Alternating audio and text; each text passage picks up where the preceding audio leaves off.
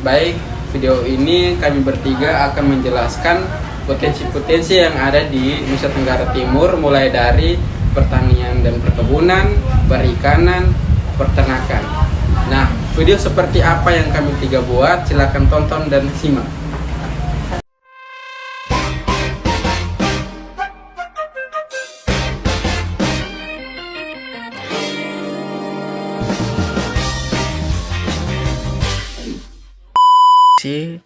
Di mana saya akan menjelaskan tentang pertanian yang ada di Manggarai Barat.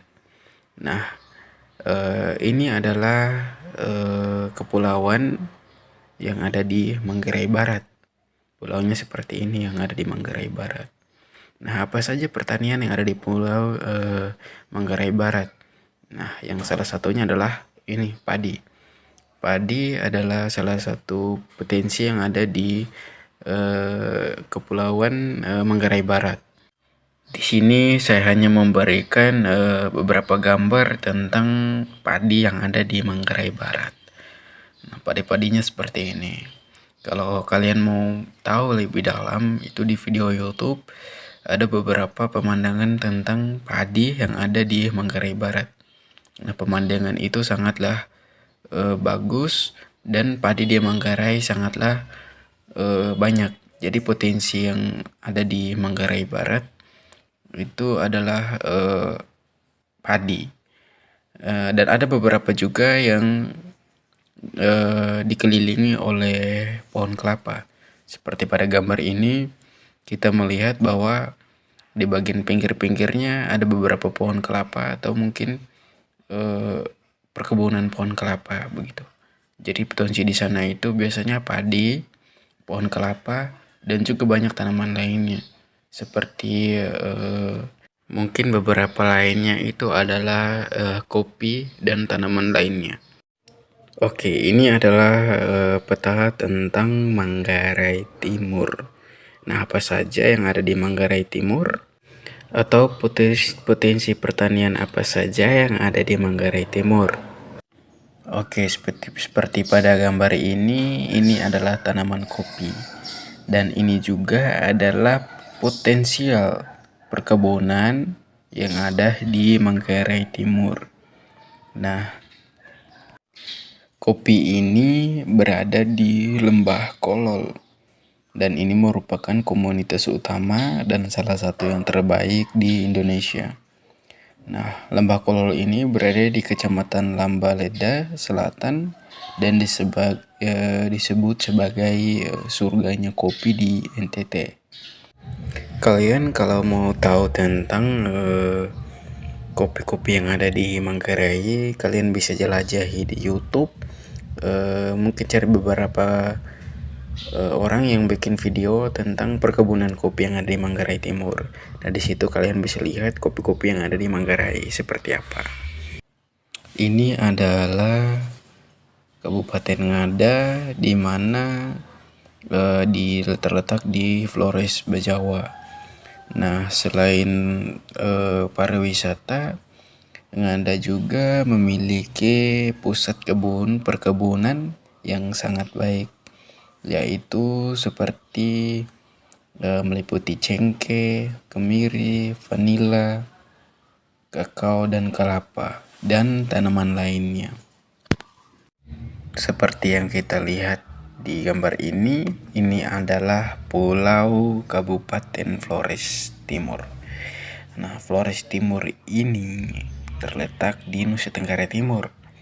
Perkebunan utama di Flores Timur itu saya ambil salah satu dari itu adalah jambu mente. Nah, jambu mente itu adalah salah satu unggulan utama yang sering dikembangkan di Flores Timur.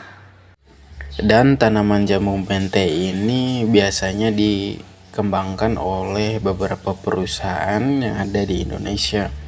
Mungkin peta ini menunjukkan potensi wilayah di Pulau Timor, Provinsi Nusa Tenggara Timur, yang meliputi Kota Kupang, Kabupaten Kupang, Timur Tengah Selatan atau TTS, Timur Tengah Utara atau TTU, dan Kabupaten Belu. Setiap wilayah memiliki potensi sumber daya alam yang berbeda-beda. Yang pertama, Kota Kupang. Kota Kupang potensi pertanian meliputi padi, jagung, dan sayuran. Pada sektor perkebunan terdapat tanaman seperti kelapa dan lontar. Untuk perikanan, Kota Kupang menghasilkan ikan, udang, rumput laut karena berada di wilayah pesisir. Sedangkan pada sektor peternakan, masyarakat mengembangkan ternak sapi, kambing, dan ayam. Kedua, Kabupaten Kupang. Kabupaten Kupang memiliki potensi yang cukup lengkap. Pada pertanian dihasilkan padi, jagung, dan sayuran. Pada perkebunan terdapat kelapa, cengkeh, dan asam. Di sektor perikanan, wilayah pesisir menghasilkan ikan, udang, dan rumput laut. Untuk peternakan, perkembangan ternak sapi, kuda, kambing, dan babi. 3.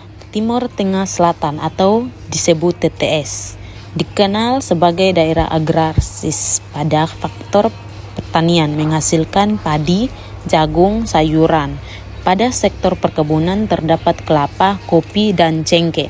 Pada perikanan lebih terbatas dan umumnya merupakan perikanan tawar. Sedangkan pada peternakan masyarakat memelihara sapi, babi, dan ayam. Keempat, Timur Tengah Utara atau disebut TTS memiliki potensi di berbagai sektor. Pada pertanian menghasilkan padi, jagung, dan sayuran. Pada perkebunan terdapat kopi dan cengkeh. Untuk perikanan dan potensi ikan tawar, sedangkan peternakan berkembang dengan ternak sapi dan kambing. Yang kelima yaitu Kabupaten Belu. Kabupaten Belu dengan ibu kota Tambua memiliki potensi yang beragam. Pada sektor pertanian terdapat padi, jagung, dan sayuran. Pada sektor perkebunan menghasilkan kelapa dan kakao. Untuk perikanan terdapat ikan, udang, dan rumput laut.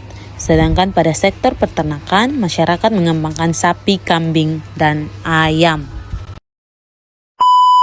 Oke, baik. Pada kesempatan ini saya akan menjelaskan tentang peta potensi wilayah di Provinsi Nusa Tenggara Timur, khususnya di Pulau Sumba, Alor, dan Kepulauan Rotendao. Pertama kita lihat wilayah Pulau Sumba yang terdiri dari beberapa kabupaten, yaitu yang pertama Sumba Timur, Sumba Tengah, dan Sumba Barat Daya. Yang pertama, Sumba Timur memiliki potensi pertanian pada sektor pertanian dan perkebunan seperti padi, jagung, jambu mete, kelapa, serta kapas. Selain itu, wilayah ini juga dikenal dengan peternakan kuda dan sapi karena kondisi alamnya berubah savana yang luas. Sumba Tengah memiliki potensi besar sebagai daerah pengembangan pangan. Komoditas utama di wilayah ini adalah padi, jagung, sehingga wilayah ini berperan sebagai lumbung pangan di Pulau Sumba. Sumba Barat Daya, yaitu Sumba Barat Daya memiliki potensi pertanian dan perkebunan seperti jagung, kelapa, kopi, dan kakao. Wilayah ini memiliki potensi pariwisata karena banyak pantai yang indah.